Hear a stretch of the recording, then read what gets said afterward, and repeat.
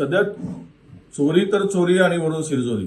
राहुलजींनी मतचोरी उघड केली आणि त्यावेळेस भारतीय जनता पक्षाने उत्तर देणं सुरू केलं, जसे काही हे निवडणूक आयोगांचे वकील आहे. आता तर हद्द झाली. बावनकुळेजींनी चॅलेंज केलंय आम्हाला, आमचं नाव घेऊन की नागपूर महानगरपालिकेमध्ये आम्ही 51% मतं घेऊ. मी पण चॅलेंज स्वीकारतोय. तुम्ही 51% मतं घेऊन दाखवा. आणि एक लक्षात घ्या की सगळं मतदान बॅलेट पेपरवर घ्या आणि तुमचं चॅलेंज आम्ही स्वीकारतो. तुम्ही 51% मतं घेऊन दाखवा. जर तुमच्यात हिंमत असेल नागपूर महानगरपालिकेमध्ये 51% मतं घ्यायची आणि तुम्ही इमानदारीने जर या निवडणुका जिंकत असाल तर मग होऊन जाऊ द्या दूध का दूध पाणी का पाणी. आणि बॅलेट पेपरवर निवडणुकीची तुमची हिंमत आहे का? अरे एकीकडे स्थानिक स्वराज्य संस्थांच्या निवडणुकामध्ये व्हीव्हीपॅटच गायब करायचा निर्णय घेताय.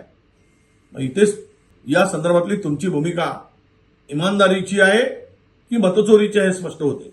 म्हणजे व्हीव्हीपॅट गायब करायचा वेळ जातो म्हणून आणि वरून 51% मतं घेण्याची भूमिका स्वीकारायची आमचं चॅलेंज आहे. चॅलेंज आम्ही स्वीकारलं आहे. तुम्ही दाखवा घेऊन, पण ते सगळ्या निवडणुका या बॅलेट पेपरवर घेण्याची हिंमत करून दाखवा.